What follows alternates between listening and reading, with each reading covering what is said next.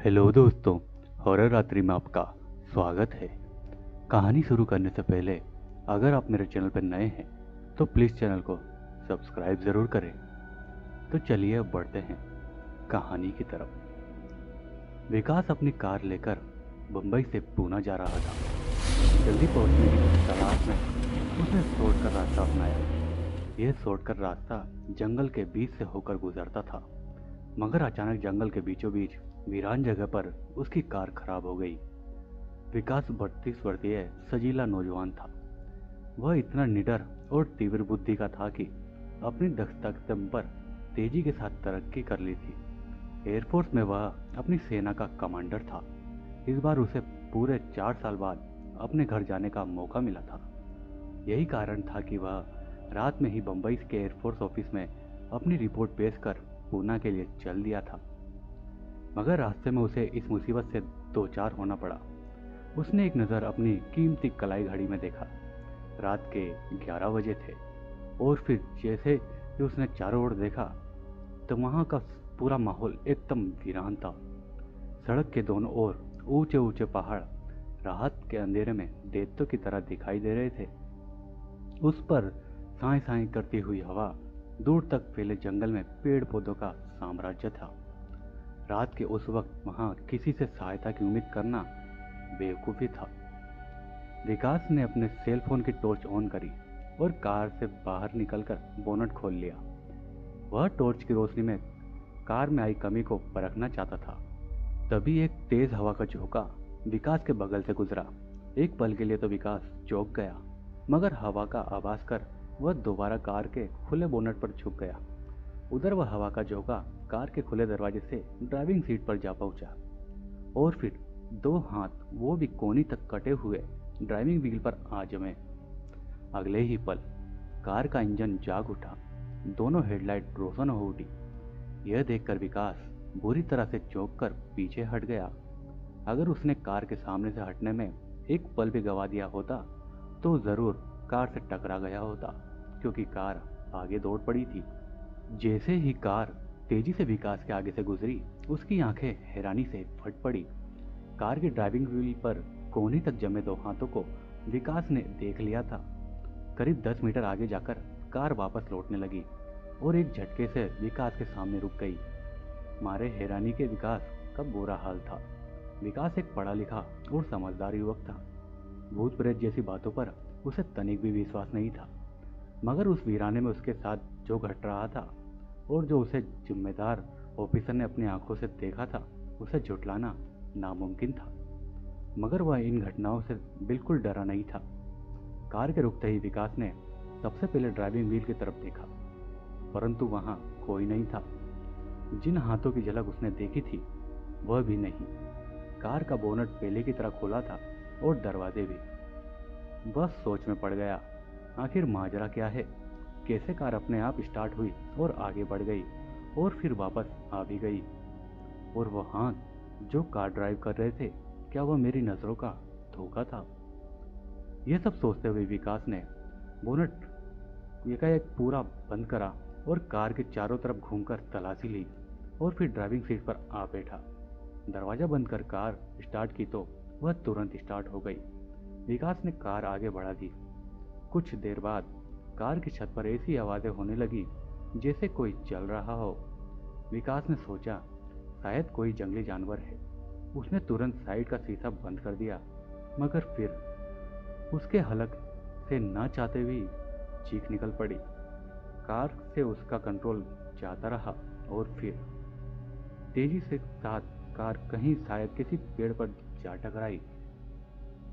विकास का सिर wind screen से टकराया और फिर उसकी चेतना लुप्त होती चली गई। एक कराह के साथ विकास ने जब आंखें खोली तो उसने खुद को अस्पताल के बेड पर पाया। उसके हाथ पैर में कहीं भी फ्रैक्चर नहीं था, केवल माथे पर चोट आई थी। बेटा, अब कैसा है तू? विकास ने देखा निकट ही उसकी माँ राधिका देवी की आंखों में इस वक्त भी आंसू के कतरे तैर रहे थे। मैं ठीक हूँ माँ, तुम फालतू में ही परेशान हो रही हो। विकास ने उसे तसल्ली दी और पूछा, मगर मैं यहाँ आया कैसे? बीते वक्त की एक एक घटना चलचित्र की भांति विकास को याद आती जा रही थी। छत पर उभरने वाली निशान और फिर छत की तरफ से विंड स्क्रीन पर उतरे 2 कोनी तक कटे हाथ, उस बात को याद करते ही विकास की रीढ़ में भय की सिरन दौड़ गई। तभी माँ का ख्याल आते ही उसने खुद को संभाल लिया। राधिका देवी ने कहा, भला हो उस लड़की का जो तुम्हें इसी हालत में घर तक पहुंचाने आई थी। लड़की? विकास चौंक गया। बात चौंकाने की थी कि उस वीराने में उसके कोई मददगार भी, वो भी एक लड़की, कहाँ से आ गई? विकास ने उत्सुकता के साथ पूछा, कौन लड़की माँ? ले, मुझसे पूछ रहा है? माँ ने झूठा गुस्सा दिखाया। वह बता रही थी कि तूने ही तो उसे लिफ्ट दी थी अपनी कार में। तू ही भला भूल गया कि कौन लड़की? क्या? विकास हैरत से आंखें फाड़ के अपनी माँ को देखने लगा और उसकी माँ लड़की का ध्यान आते ही उसकी तारीफों में खो गई। बड़ी सुंदर थी, गुलाबी रुई जैसी, सफेद कपड़ों में अप्सरा सी लग रही थी। कहाँ गई फिर वो?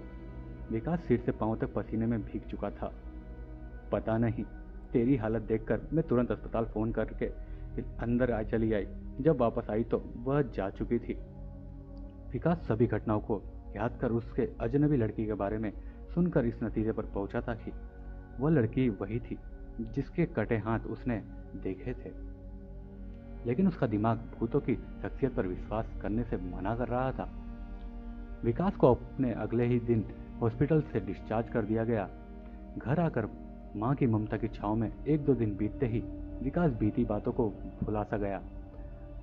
और फिर एक रात ठीक 12 बजे विकास अपने बेड पर मीठी नींद का आनंद ले रहा था। तभी अचानक कोई शोर हुआ, जैसे दरवाजा या खिड़की खुली हो, और फिर थोड़ी आवाज आने लगी। इस शोर से विकास की नींद खुल गई। बिस्तर पर लेटे लेटे उसने देखा उसके बेड के ठीक सामने वाली खिड़की खुली हुई है और हवा के झोंके से उसका एक पल्ला बार बार खुलता और फिर बंद हो जा रहा है। ये कैसे खुल गई? मैंने तो सोने से पहले इसे बंद किया था। हाँ, या शायद मैं भूल गया हूँ। विकास खिड़की को बंद करने के लिए बिस्तर से उठा और खिड़की के करीब जा पहुंचा। जैसे ही उसने खिड़की को बंद करना चाहा, उसकी नज़र खिड़की के बाहर का नज़ारा देखकर चौंक गई। चांद की रोशनी में विकास ने लॉन में सफ़ेद कपड़ों वाली एक लड़की को टहलते हुए देखा। उसकी सूरत तो उसने नहीं देखी, मगर पीठ पर लटकते लंबे बाल उसे साफ नजर आ रहे थे। उत्सुकता में भरा विकास कमरे से निकलकर लॉन में पहुंचा तो उसने उस लड़की को मेन गेट पर देखा। गेट खुला हुआ था, वह बाहर जा रही थी। आवाज न देकर विकास उसके पीछे लपका। ठीक उसी समय पीछे से राधिका देवी ने उसे पुकारा, विकास। विकास ने पलटकर अपनी माँ की तरफ देखा। कहाँ जा रहे हो इतनी रात में? वो मैं माँ, अपनी माँ को गेट पर खड़ी लड़की दिखाने के लिए विकास जैसे ही गेट की तरफ पलटा तो हैरान रह गया। लड़की वहां से गायब थी और गेट भी बंद था। राधिका देवी विकास के पास आई और कहा, इतनी रात में कहाँ जा रहे हो बेटा? कहीं नहीं माँ, बस यूं ही जी घबरा रहा था, सोचा थोड़ी देर लॉन में टहल लेता हूँ। गेट तक टहलने के लिए ही जा रहा था। विकास ने सरासर झूठ बोला। वह अपनी माँ को परेशान नहीं करना चाहता था। रात बहुत हो चुकी है, चलो सो जाओ। ठीक है माँ।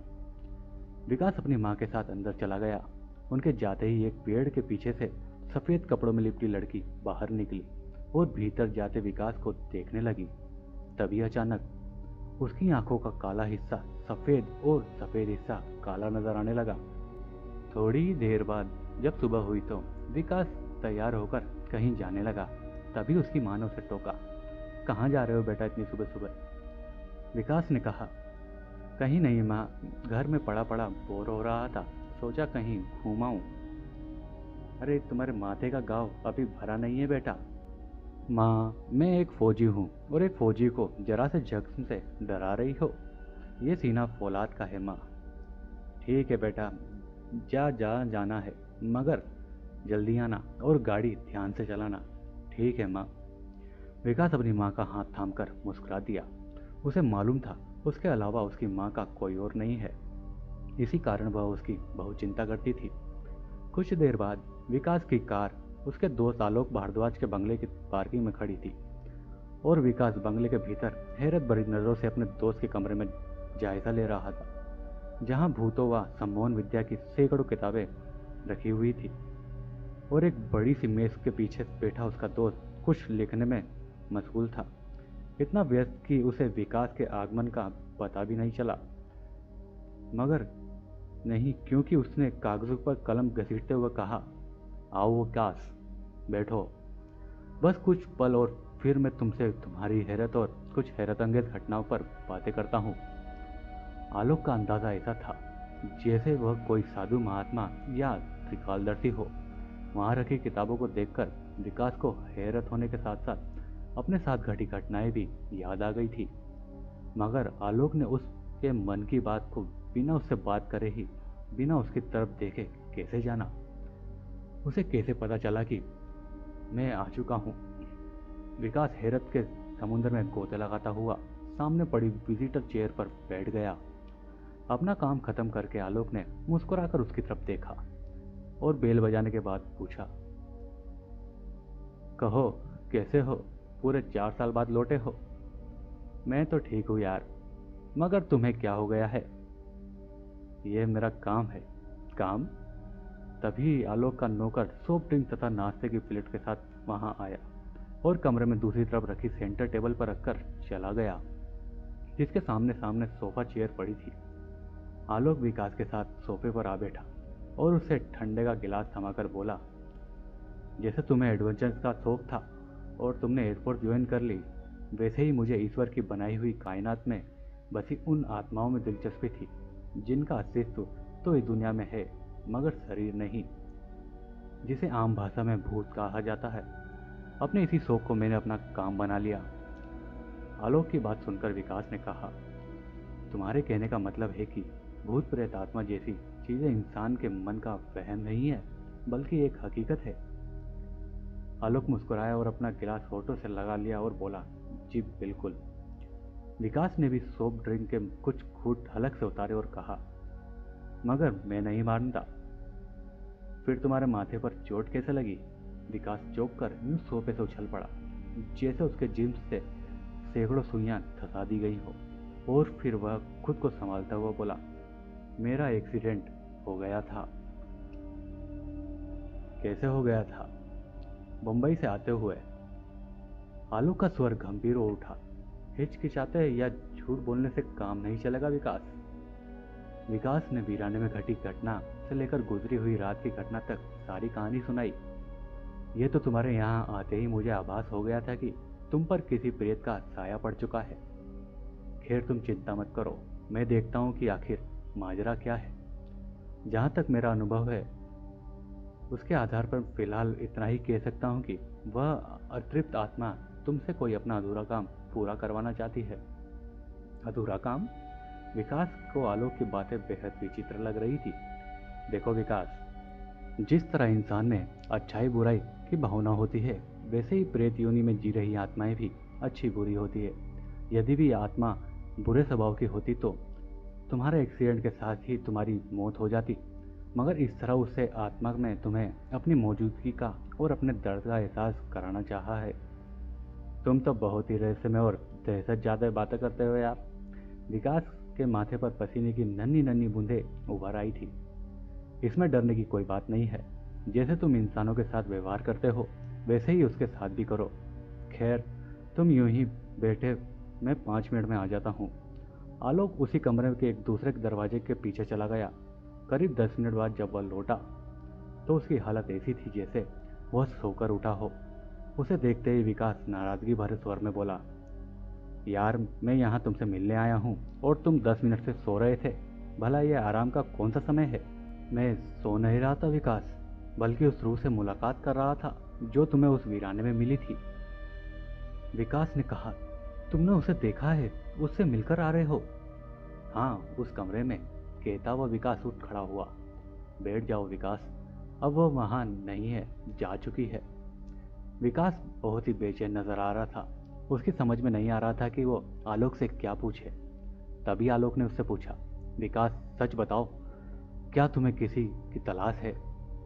यार आलोक, तुम अभी क्या बात कर रहे थे और अब क्या किस्सा पूछ रहे हो? मेरी बात का जवाब दो। विकास ने कहा, नहीं सच में। अचानक विकास को कुछ याद आया। उसने अपने पर्स से एक पासपोर्ट साइज का फोटो निकाला और उसे सेंटर टेबल पर रख दिया। आलोक ने उस तस्वीर को देखकर गहरी सांस ली और उसे वापस टेबल पर रखकर पूछा, यह किसकी तस्वीर है जिसे मैं खोज रहा हूँ? कौन है ये? मेरे एक साथी मित्र है, कैप्टन सुखविंदर कौर। यह लड़की उन्हीं की बहन है। पिछले 1 साल से मेरे मित्र परेशान है क्योंकि उनकी बहन ने ना तो उन्हें इसी बीच कोई पत्र लिखा है और ना ही फोन किया है। इस लड़की का नाम मंजीत कौर है। सुखविंदर का कहना है इसका मोबाइल भी बंद है। कहाँ रहती थी मंजीत कौर? यहाँ पूना में? एकाएक विकास ने पूछा। तुम थी क्यों कह रहे हो? क्योंकि वह अब इस दुनिया में नहीं है, वह मर चुकी है। क्या? विकास चौंक गया। हाँ विकास, इस लड़की की हत्या कर दी गई है। मैं तुम्हें एक बात और बता देना चाहता हूँ, वह यह कि जिस लड़की के हाथों को देखकर तुम्हारा एक्सीडेंट हुआ, जिसने तुम्हें तुम्हारे घर तक पहुंचाया और जो तुम्हें कल रात अपने बंगले के लॉन में नजर आई, वह मंजीत कौर ही थी। विकास किसी स्टेच्यू की तरह आलोक को देख रहा था और आलोक सामने बैठा रहस्य से पर्दा उठा रहा था।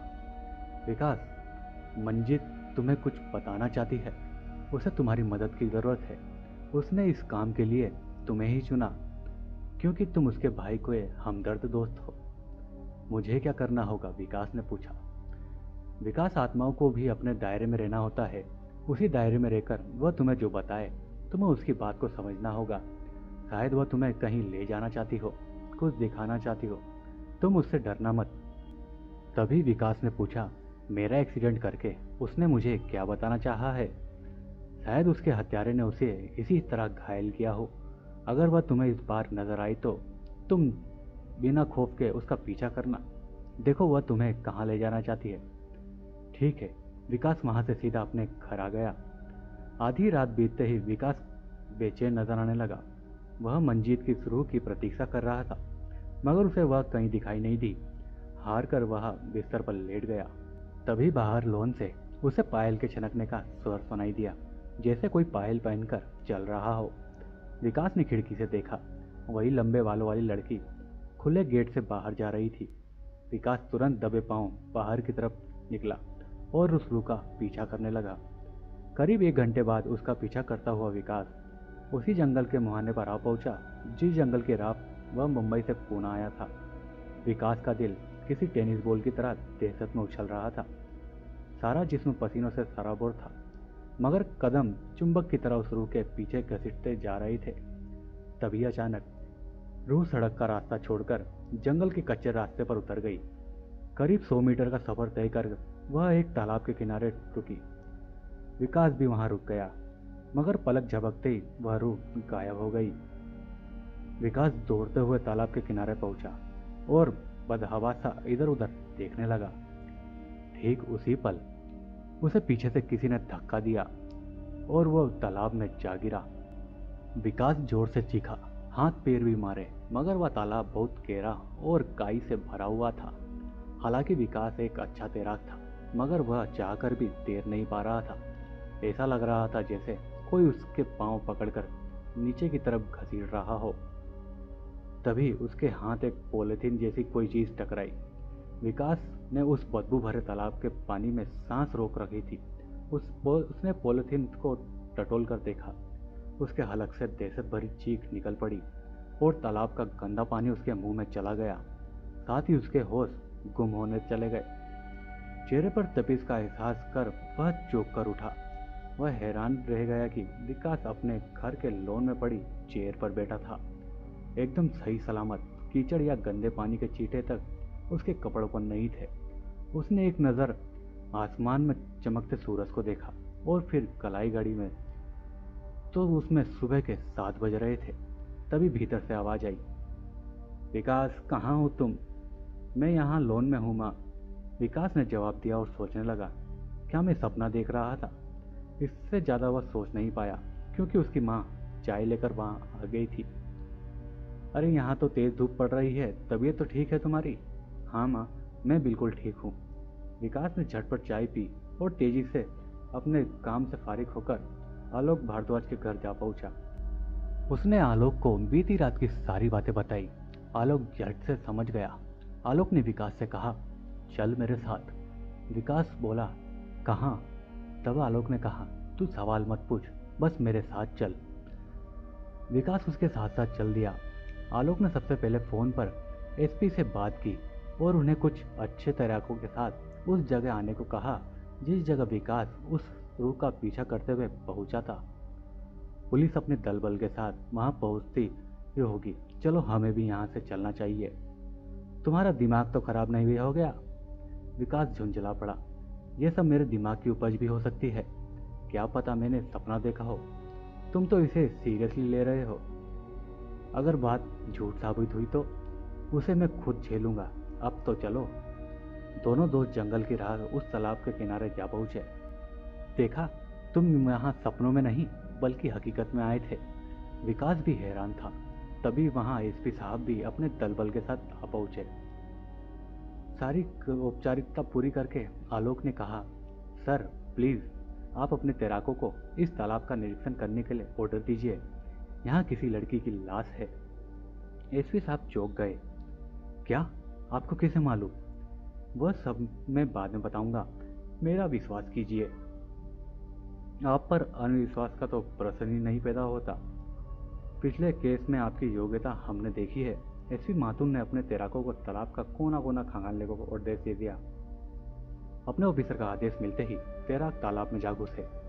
कुछ देर बाद एक तैराक ने बाहर खड़े अपने साथी से रस्सी मांगी। रस्सी का एक सिर पकड़कर वह तेजी से तालाब में जा घुसा। करीब आधे घंटे बाद सभी तैराक तालाब से बाहर आ चुके थे और रस्सी को पूरी जान लगाकर खींच रहे थे। जैसे जैसे रस्सा पानी से बाहर निकला, सभी की नाक पर रुमाल आ चुके। भयंकर दुर्गंध ने सभी का जी खराब कर दिया था। फिर रस्सी के सहारे जो चीजें खींचकर बाहर आई, उसे देखकर सभी के रोंगटे खड़े हो गए। रस्सी के साथ एक के बाद एक 5 पॉलिथीन के बैग बंधे थे।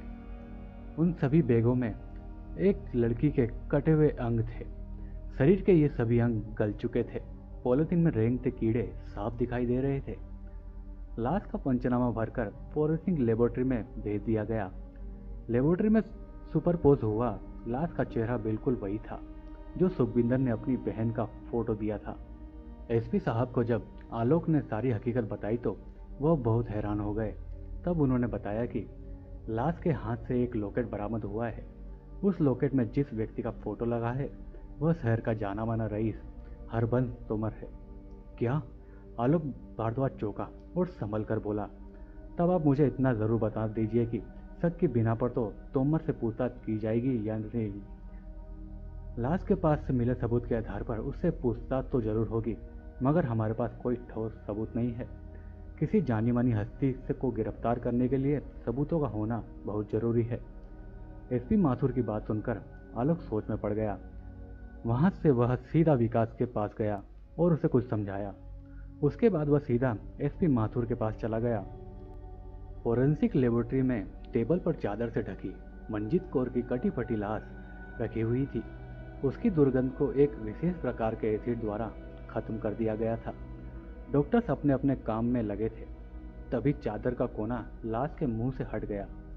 लाश के भयानक चेहरे से चमकीले धुएं जैसी कोई चीज ऊपर उठी और फिर लेबोरेटरी के दरवाजे से निकलकर बाहर आ गई। चारों तरफ रात का अंधेरा हो गया था। तभी अचानक साफ स्वच्छ आकाश में घटाएं घुमड़ने लगी और बिजली कड़की। तेज हवाओं ने शहर के चप्पे चप्पे को घेर लिया था। मौसम इतनी तेजी से बदला जिससे शायद मौसम विभाग भी हैरान रह गया होगा। अगले ही पल पूरे शहर की लाइट गुल हो गई।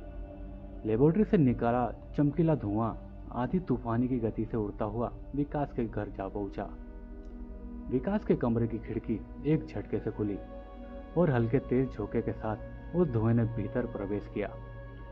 खिड़की खुलने और हवा चलने के शोर से बेड पर सोया विकास चौंक कर उठ गया। तभी उसने देखा उसके बेड के सामने कोई बैठा है। विकास ने हकलाते हुए पूछा, कौन है? एक विचित्र सी डरावनी हुंकार के साथ उस साहिब ने विकास की तरफ देखा। विकास को साई के चेहरे पर 2 छोटे छोटे दूध या बल्ब जलते दिखाई दिए।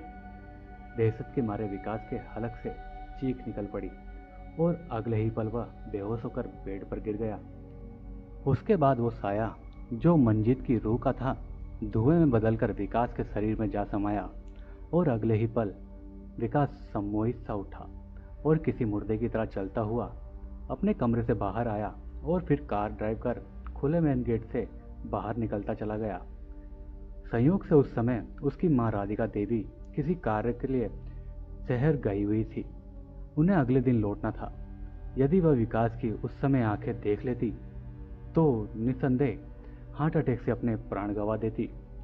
विकास की आंखें एकदम सफेद हो चुकी थी, जिनमें से रह रहकर एक चमक सी निकल रही थी। विकास की कार एक कारखाने के पिछली तरफ रुकी।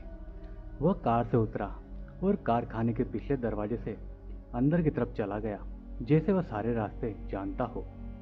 शनिवार की छुट्टी होने के कारण कारखाना बंद था। उसके मुख्य द्वार पर केवल 2 गार्ड ड्यूटी पर थे। कारखाने में अंदर जाते ही सीधे हाथ पर एक केबिन था। विकास ने वहां रखा लॉकर खोला और उसमें रखी नीली फाइल और एक कागजों का छोटा सा बंडल निकाल लिया। इसके बाद वह जिस राह भीतर आया था उसी राह वापस कार तक पहुंचा और कार ड्राइव करता हुआ पुलिस विभाग के उस ऑफिस में जा पहुंचा जहां वरिष्ठ पुलिस अधिकारी और 5 ऑफिसर हरबंस तोमर से पूछताछ कर रहे थे। आलोक भी वहीं था। कार से उतरकर नजर नीचे किए विकास ने ऑफिस में घुसना चाहा, मगर बाहर खड़े कांस्टेबलों ने उसे रोक लिया। अंदर कहाँ घुसे चले जा रहे हो? अंदर मीटिंग चल रही है। इस पर एक भयानक हुंकार भरते हुए विकास ने उन कांस्टेबलों की तरफ देखा। दोनों ने एक साथ दिल दहला देने वाली चीख मारी। एक वहीं बेहोश होकर गिर पड़ा और दूसरा अपनी जान बचाने के लिए तेजी से भाग निकला। विकास उसकी तरफ ध्यान से न देकर ऑफिस में प्रवेश कर गया। एसपी माथुर बाहर से आई चीख को सुनकर चौंके और विकास ने भीतर कदम रखा। उसके हाथ में एक नीली फाइल और कागजों का एक छोटा सा बंडल था। आलोक अपनी जगह से उठ खड़ा हुआ। विकास, मगर जैसे ही विकास ने वहां बैठे सज्जनों की तरफ देखा, सभी के हलक से थोड़ी थोड़ी चीख निकल पड़ी। कितना खतरनाक चेहरा था। सड़े गले चेहरे पर 2 चमकदार सफेद आंखें। हरबंस तोमर का जिस्म तो उसे देखते ही मरीज की तरह कांपने लगा था। केवल आलोक ही ऐसा था जो शांत और गंभीर मुद्रा में खड़ा सामान्य नजर आ रहा था। हरबंस ने कांपते हुए पूछा, कौन हो तुम? विकास के हलक से ऐसी आवाज निकली जैसे मौसम की खराबी से रेडियो की आवाज बिगड़ती है। पहचाना नहीं मुझे? मैं मंजीत कौर, जिसे तूने कार एक्सीडेंट में मार डालना चाहा, मगर मैं जिंदा बच गई।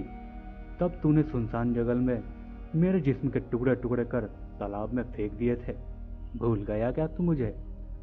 वहां मौजूद सभी लोग हैरत से मुंह फाड़े इस रात को सुन रहे थे। मैं किसी मंजीत को नहीं जानता। मैंने किसी का खून नहीं किया। जवाब में विकास ने दरवाजे से ही हाथ में पकड़ी फाइल और कागज का बंडल पुलिस की तरफ फेंका। देख लो एसपी साहब, ये तोमर का बच्चा कितना सच्चा है। कांपती उंगलियों से एसपी ने फाइल खोलकर देखी। उसमें रखे डॉक्यूमेंट से साबित होता है कि मंजीत कौर हरबंस तोमर की पर्सनल सेक्रेटरी थी। कागजों पर सरसरी निगाह डालने से एसपी को पता चला कि वे सभी प्रेम पत्र थे। तभी विकास के शरीर में घुसी मंजीत की रूह बोली, इसने मुझसे प्रेम का नाटक किया। जब मैंने इसे शादी करने का प्रस्ताव रखा तो इसने मुझे मौत दे दी। ये सारे सबूत मरने से पहले मैंने इसके स्टील फैक्ट्री के ऑफिस में लॉकर में रख दिए थे। यह झूठ है। हरबंस ने एसपी के हाथ से फाइल झटपट फाड़ दी। उसी वक्त विकास का जिस्म दाएं से फर्श पर गिरा और कक्ष में हरबंस तोमर की चीखें गूंजने लगी। वह अपने हाथों को अपनी गर्दन पर इस तरह चला रहा था जैसे किसी अदृश्य शक्ति से अपनी गर्दन छुड़ाने की चेष्टा कर रहा हो। उसकी आंखें बाहर को निकल आई थी और चेहरा लाल हो उठा था, मानो पूरे जिस्म का लहू चेहरे पर इकट्ठा हो गया हो। रूम में बड़े से बड़ा पुलिस ऑफिसर मौजूद था, मगर किसी की अकल इतना काम नहीं कर पा रही थी कि अदृश्य शक्ति से हरबंस की जान कैसे बचाई जाए। आखिर हरबंस तोमर ने इतने लोगों की मौजूदगी में प्राण त्याग दिए। मंजीत कौल ने अपने हत्यारे से अपनी मौत का बदला ले लिया था। उस दिन के बाद विकास को कभी मंजीत का भूत दिखाई नहीं दिया। उसने सुखविंदर को उसकी बहन की मौत की सूचना देकर बुला लिया और सारी सच्चाई बता दी थी। सुखविंदर के लिए यह घटना अविश्वसनीय थी, मगर जो लोग इस घटना के गवाह थे उन्हें झुठलाना नामुमकिन था। पुलिस डिपार्टमेंट ने मंजीत कौल की लाश सुखविंदर को सौंप दी। फिर उसके बाद सुखविंदर ने अपनी बहन का विधि पूर्वक अंतिम संस्कार कराया। उसने जब चिता को अग्नि दी तो उसने स्पष्ट देखा था कि एक लौ निकलकर आकाश की तरफ उड़ी और फिर आसमान की धुंध में विलीन हो गई। मंजीत कौल की आत्मा को अब शांति मिल चुकी थी। तो दोस्तों, अगर आपको ये कहानी पसंद आई तो प्लीज़ चैनल को सब्सक्राइब ज़रूर करें। तो दोस्तों, आज की कहानी में सिर्फ इतना ही। मैं मिलूँगा आपसे अगली कहानी में। तब तक के लिए बाय बाय।